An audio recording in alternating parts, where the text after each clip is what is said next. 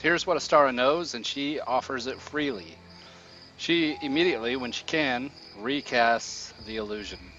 She does not like looking like a hag. This is what she looks like in her preferred form.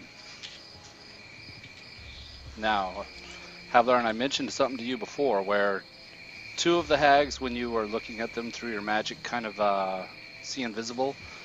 Two had shadows kind of stooping over them. The third one had a shadow stooping over it, being Astara, and then a third shadow kind of glancing over its shoulder. What you find out from Astara is that she's actually Queen Astara. She was the Queen of Caer Therohir. She was in charge of the castle. She was the one who maintained the alliance with Della the Unicorn. But when the Fomorians attacked, they didn't kill her. They knew the worst thing they could do to a pixie queen, a fairy queen, was to disfigure her and let her loose, which is the worst thing you can do. She hates being ugly. She can't stand it. So she went and hid in the mountains and went the only place where an ugly person would be accepted, a coven of hags. So she kind of formed an alliance with these other two hags, somewhat involuntarily, just to save her own skin. But when Havlarn appears, like she said in the beginning, she greeted him as son of Sertori. And she explains that Sertori is Havlarn's dad. Sertori is a satyr. Let's see if I meant to build it. Let me make sure that I did. You guys can easily, I didn't. You guys can easily Google satyr to know what they look like. That was on my to-do list, and sorry I didn't get it done. They are goat men. They are humanoid in shape. They have goat hooves and lower halves. They are horrible perverts. They love sex and loud music and booze, and they're party animals. Wow, that's a neat sound. They also have, they usually have beards and horns, curled horns on their heads, and they are musicians as a rule. As we were mentioning earlier, Tawny met Della, the noble, who offered her the choice between a unicorn and a nightmare when they met. At that, there was a crossing point to the Feywild, which is actually what that ruin was that you went to, Tawny. And so that's the crossing point that Sertori actually came through to meet Havlarn's mom. And him being a giant pervert, went and found the nearest whorehouse and went to town. And she just happened to have a baby who happened to be half halfling, half satyr, hence his bent towards magic. And Havlarn, to your credit, what you find is that you get Fey ancestry, the race feature, which is can't be charmed, can't be put to sleep, all the stuff. If you look under elf, you now have that as a racial, and that's why you showed up as a Fey when people did detect. The two paladins did their detection. That's why you showed up as a Fey. You have Fey ancestry. Otherwise, you would pretty much appear to be a halfling. But with, the magic music kind of thing, you've got a natural talent for it. Okay, so Sertori is your dad. He was a satyr.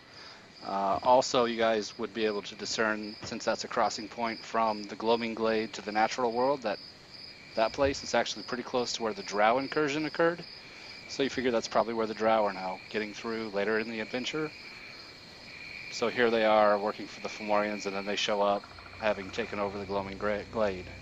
The Drow are, this overshadowing presence through the whole campaign without really ever playing a hand. Okay. So you find out Astara was the queen. She says also, Havlarn, you find out that there was a prophecy involving you. She didn't want to play her hand too soon with the other hags. She wanted to keep it a secret.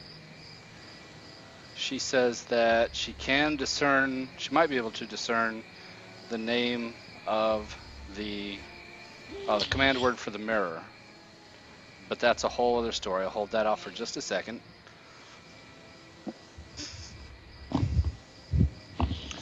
She says there is a prophecy surrounding you, Havlarn, that it was involving her, actually. She was able to glimpse the future with her queen fairy power. And being one of the leaders of the Sealy court, that a knight would appear to restore her rule. And she had no idea that her rule would be interrupted or that she would ever need a knight. But then the Fomorians came and dethroned her, and then shortly after you appear.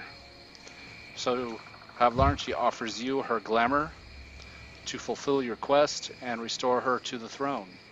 And you will become her knight errant.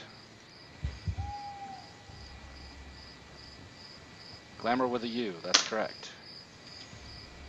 Glamour with a U is magic. It's fairy magic. So that is a Fae Pact. So you now have all of your warlocky stuff that you've been holding off on.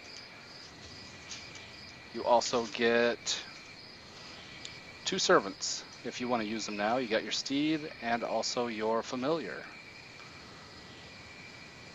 He has pledged himself as the knight, so well done. First thing that happens, let me see if I can drag you out here. There's Havlarn. Drag you out a little, Havlarn. And Astara. This is just between the two of you. The rest of you could kind of hang out. You'd be aware of everything going on, but it's an exchange between Havlarn and Astara. And she takes out a little scepter that has pixie dust flowing off of it, and she sets it to each of his shoulders and declares that Havlarn is now her knight errant, whose quest is to put her back on the throne. She says, to aid you in this quest, I give you Adnead. Give you the name here.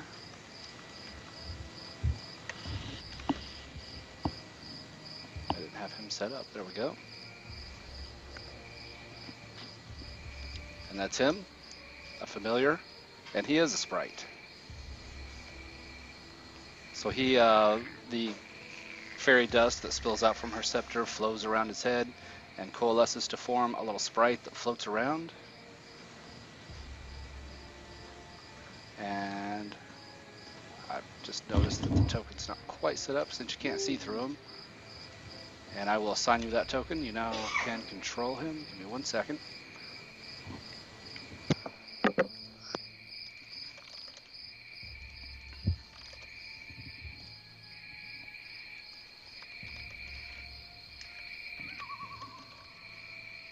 You can rename him if you want as well.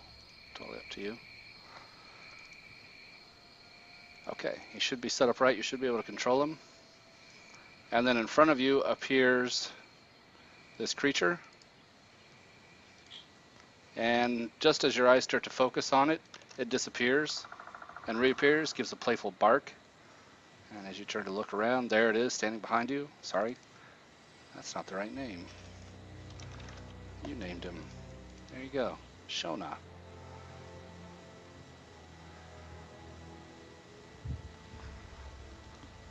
It's a fairy knight. A bard makes a fantastic fairy knight. Alright, let me make sure that I got that set up right for the token. And you now have a blink dog mount as your steed. Let me put him to the back so you can actually ride him, and assign him to you so you can control him as well. I actually kind of I wanted to postpone this a little bit just so you'd be able to talk, Sean, but you guys got here anyway. So here you are. Got all your class features finally intact. And this back and forth, Astara's apparently, the way the adventure turned out, Astara's going to be hanging out with you guys for a while. The queen, who was a hag, who is a queen. She's been disfigured. That's that third shadow. She was disfigured by the Fomorians into a hag. So she used her hag powers to make herself back into a fairy. So she's got layers of illusion and disfigurement. But she'll be hanging out with you guys for some time.